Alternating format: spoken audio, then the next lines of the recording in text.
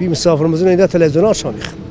Çok uslupsuz şekilde bir görüntü. Ne belediye çalışıyor, ne vali çalışıyor, ne vekiller çalışıyor, ne bakanlar çalışıyor.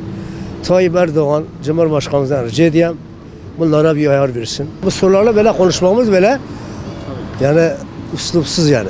Diyelim gençlerimizin 3'te 2'sini kaybettik. Yani Allah muhafaza. Acilen bak, acilen diyorum sana. Yani bir Cumhurbaşkanı acilen bu işlere noktayı koydan biter bu iş. Bu televizyon programlarına bu... Bir baba olarak şu an çok televizyonlarda çok böyle gereksiz dizilerin olması, çok ahlaksız programların olmasıyla denk geliyoruz. Yani ne kadar da kanal değiştirirsek şu anki gençlerimizin, yani şu an küçük çocuklarımızın ahlak düzeyi genellikle televizyonlarda çok bozuluyor.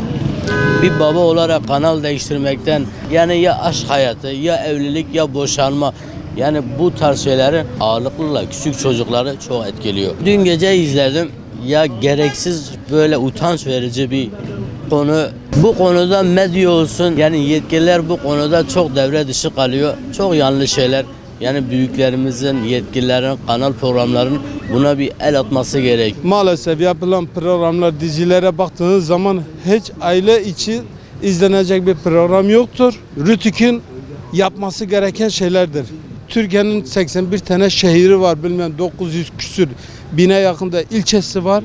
Köyleri hiç saymayalım.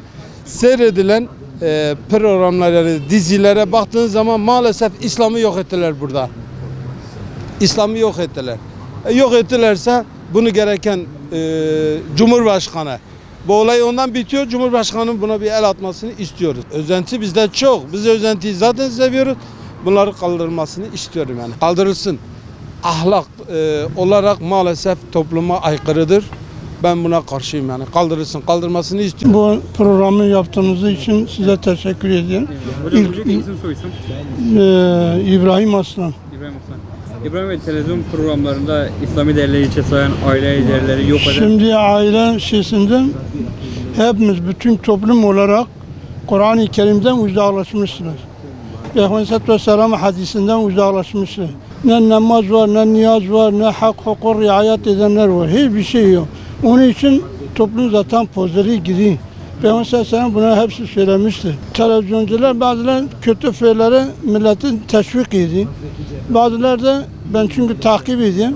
Bazıları da iyiye. Şimdi hem devlet hem bütün millet İslam'a yönelir. Kur'an-ı Kerim'e, Peygamber Aleyhisselam hadisine yönelecek. Başka çaremiz yok. Çünkü Allah'ın yoluna gitmez mi?